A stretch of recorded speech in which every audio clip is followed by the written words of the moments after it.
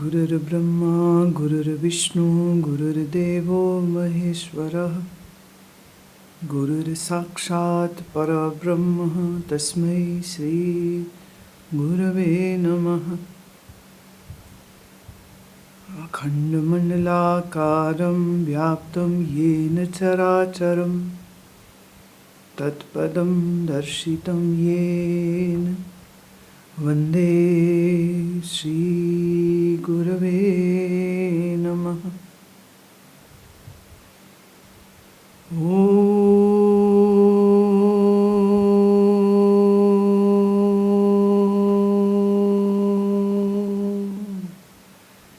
Shanti, Shanti, Shanti.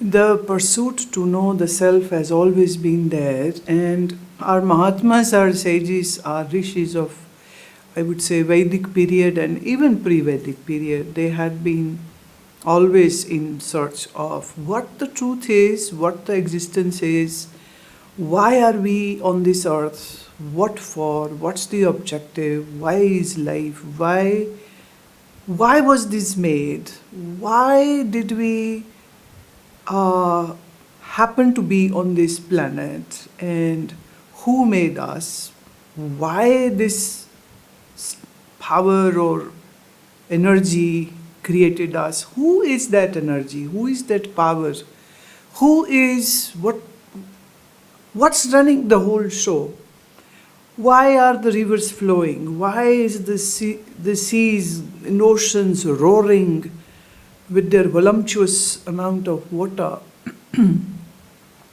why and how these stars are functioning, how and why the sun is coming up and down, why we can not understand that how the body was made, or with what process the body was made. And when, just hypothetically speaking, if you can imagine that the first human, when saw death, how did that person, he or she, reacted to that dead body? When somebody dies, when somebody is born,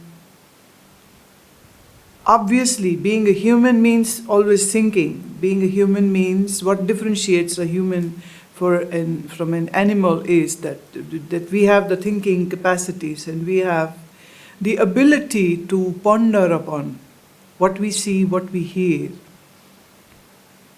So this whole quest surely gave rise to those questions, and it became an integral part of those minds to find out the answers for these questions. We can see the difference in between various human beings even now. Some have questions, some don't have. Some are very intelligent, some are not. Some want to understand each and everything, but others don't care at all. So they're very happy to eat, drink, sleep, and mate, and have children, and sustain them, and make money, pay their taxes, and pay their bills, and enjoy here and there vacations with parties, with drinking, with whatnot. But the quest is still there even now. There's a small proportion although, but there are some human beings who wish to seek, who wish to know. But just think about those times when times were, I would say, more purer and better, fewer human beings. The quest was definitely there. So this quest turned those seers to observe everything inside out.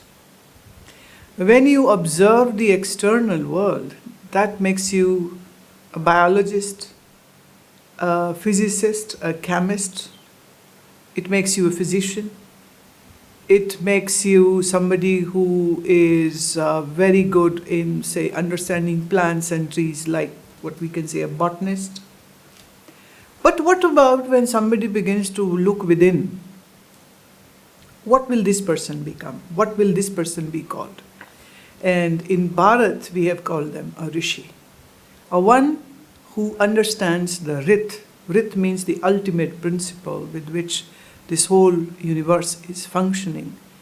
Rit means that ultimate principle which is making us think, which is making us conscious. So the one who understands this Rit is called a Rishi. And Rishi also means the one who can see. Who can see beyond? Who can see beyond where a limited mind and eyes can see, but a Rishi can see beyond even that. So the Rishis were in continuity, looking for these answers and exploring the inner recesses of the mind, and they were continuously observing the inner energies which are functioning in our body systems. And that's how the Vedas got revealed to them. We consider that Vedas were not created by one human being at certain time. It is said that this wisdom, this ultimate wisdom, was always there. Like you can say the energy is always there. Like you can say a sun is always there. Beneath this sunlight, the civilizations happened to be, and then they all died, and then another set came, and then they all died, and then another. So there is, if we count, there were major 20 civilizations on this earth, out of which 10 sustained. You can say the Romans, the Egyptians, the Africans, and even in South America, but with time, they all died. You just have ruins of these civilizations. But miraculously, or inexplicable reasons are there that Bharat always had the continuity of that wisdom, and hence it is a very, very living civilization. It is old, but it is still new because it's just reinventing itself. So the sages, all those seers, all those masters, all those rishis could decode this jnana, this wisdom from the nature. In Puranas, we have some beautiful stories about that. They use a lot of symbolism that once the 4 Vedas were stolen by a demon, and then the Vishnu kills that demon and brings those Vedas back to Brahma. Brahma means the creator. So the creator is a principle who is holding this Vedas. The knowledge is held by that creator. When we say creator like creator, who sits somewhere and creates the world, but when we call Brahma, then Brahma is an ongoing process where in continuity things are getting created. Because every second the millions of cells in your bodies are dying, but so are being reborn. So it's in a process in continuity. So we don't see this world as which was created at one time, and then now it will live for a certain time, and then one day it will all just get destroyed or distracted, or some apocalypse will happen and then everybody will die. We don't see like that. When I say we, then I am representing all those lineage of seers and sages. So we consider this as this knowledge, this ultimate knowledge, as eternal. So Vedas always held, and the special sections in it are called the Upanishad. Upanishad is that section where it is just talking about the purest form of the wisdom, and there are hundreds of Upanishads, but out of those there are 108 which are considered to be the main, and out of that there are almost, we can say, 20 Upanishads which are considered to be of greatest importance, and hence most of our Mahatmas, our seers, have been very much involved in understanding those, in learning those. But as such, in time, certain things are, certain books, certain scriptures are not available. And we have to remember this, that there was a period when nothing was written. There was a period, everything was heard when the master would speak, and the disciples would store this information, this knowledge, this Vedic knowledge in their mind. So no recording. They never had any facility, and they never allowed anybody to say, write it down on a bark of a tree or something. But as the time changes and it moves, things deteriorates. And this is Kali Yuga. And Kali Yuga means where the darkness takes over more profoundly. So there a time came when the masters felt that it should be now written, because people are now becoming dumber. Hence this writing of the Vedic Upanishadic knowledge started. Now Vedas are all in one language called the Sanskritam. I would say the mother of most of, maybe more than 400 languages. Sanskrit is the original root language from where all these other languages have taken their own timely growth. There was a time in Bharat where, especially say in Punjab area and in down south and in many more areas, the only language which was spoken was Sanskrit only. There was all languages were absolutely non-existent. This means even a roadside cobbler is speaking in Sanskrit, because it is a language and the only language which they had to talk to. So it was a spoken language, it was the written language, and this is in which this language is which was used to store all the Vedic knowledge. Again, with the time, more deterioration, people getting more bhogavadi, meaning materialistic, people getting more involved into procuring stuff, and the consumption becomes the god, and consuming is the only way to experience joy or happiness. And in these times, and also so many invasions happened on our country. Our country was a rich country, and starting, I think so, even before the Alexander, there were these traders who used to come here. And even in the Roman classics, we get this information that a lot of spices were coming from India. And the geographical structure was a little bit different also. But this country always had been as a place from where people would get inspired for education, for wealth, and for the mastery of yoga. And that's the reason that you dig up anything deeper, even in Malaysia or Indonesia, and even in South America, you find a Hindu temple over there. It's very odd, it's very strange, but that's what the truth is.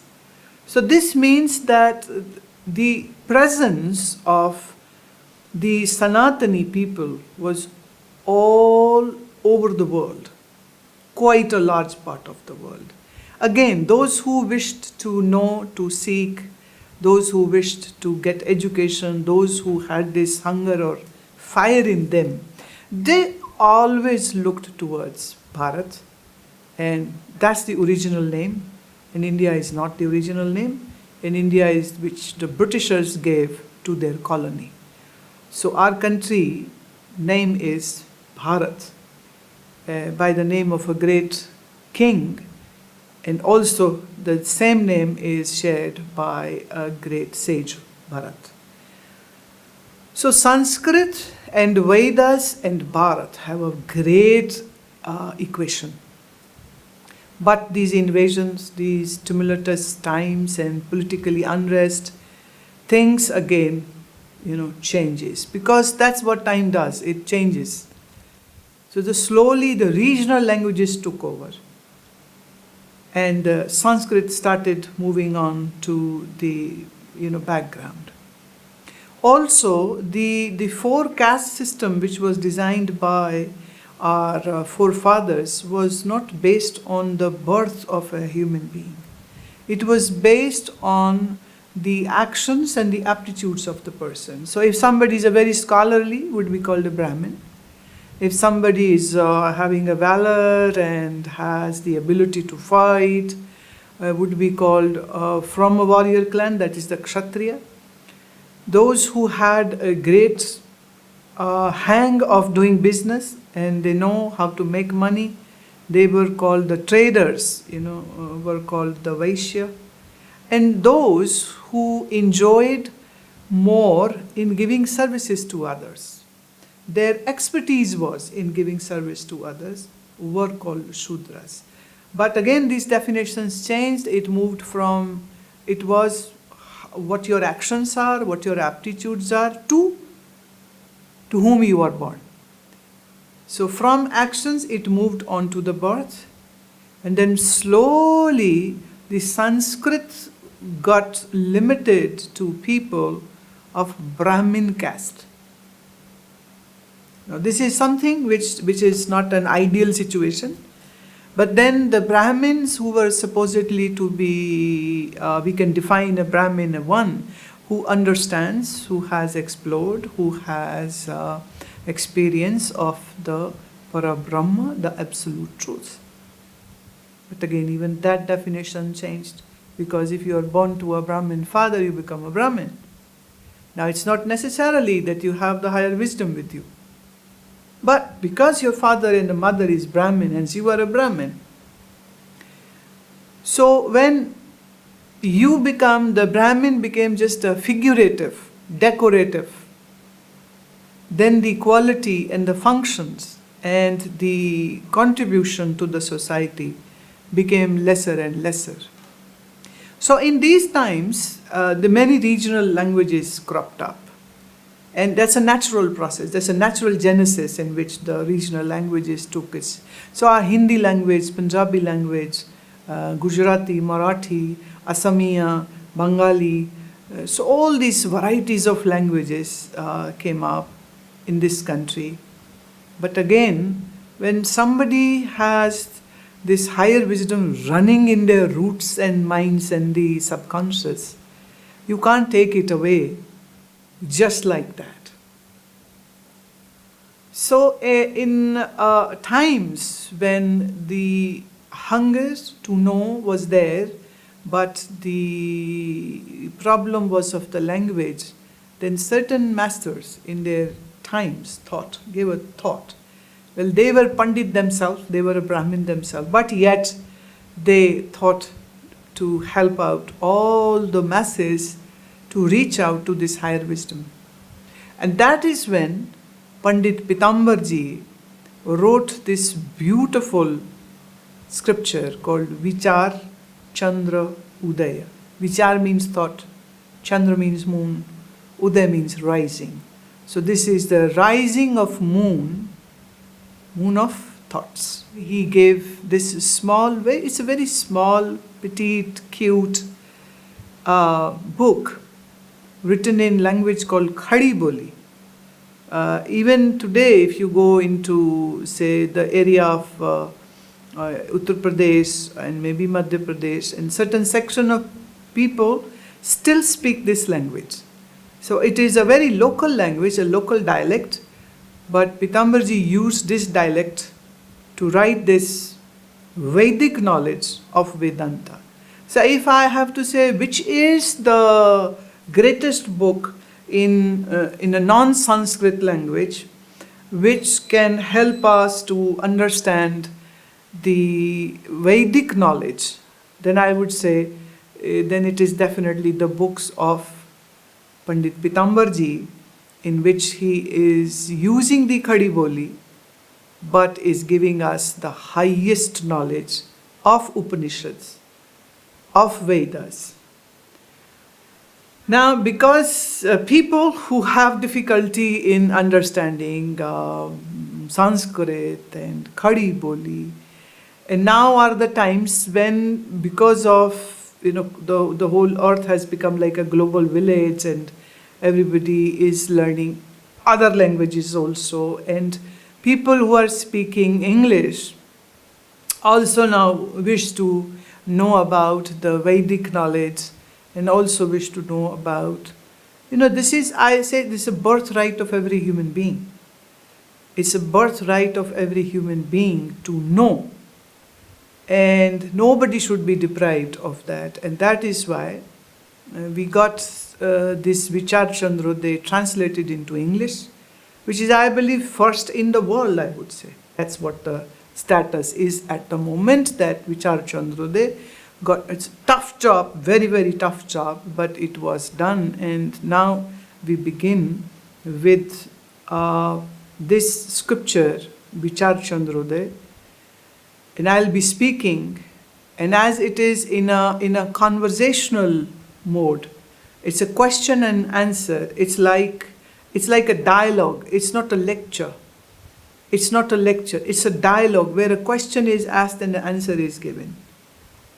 And the question is asked by a very seeking mind, and the answer is being given by someone who is a self-realized person, an enlightened person. In Sanskrit we would say a Brahma Jnani. Brahma is the absolute truth, Jnani is the knower of that truth. So this is a perfect mode in which usually it's not used, because from the religious platforms it's always the Swami is lecturing and somebody is just speaking. It's a one-way traffic, and the audience is supposed to just nod yes, yes, yes, and say, oh, you said great. Whether they understand or not is not the question, but this is not the way. See, it used to be that very few people would have this urge to learn, and the masters were more rare, more rare. And then this rare master, say, if he's approached, then it won't be many hundreds and thousands who are approaching. Even now it's harder to find a seeker. They're just, the religious heads are selling the religion as make-believe, imaginary. There's a God sitting up who has a heaven and a hell. It's seems like a father, who will punish a child who will behave badly, and who would reward a child who would do as it pleases the father. But Bharat has a very different, take onto it. So it's like, when we say Brahma, I'm not using the word God. See, I'll remind everybody, I'm not going to use the word God, but maybe somewhere here and there, because of bad habit, I might again say God, but please excuse me, I don't mean to use the word God at all. And when I say, even if I use the word God, then it just means the Parabrahma, the principle, the existence, the Asti, that which exists, Bhati, that which is conscious, Priya, that which is embodiment of Ananda, and the one which is omniscient and omnipresent. Too many words, so we use one word, and that's called Para Brahma.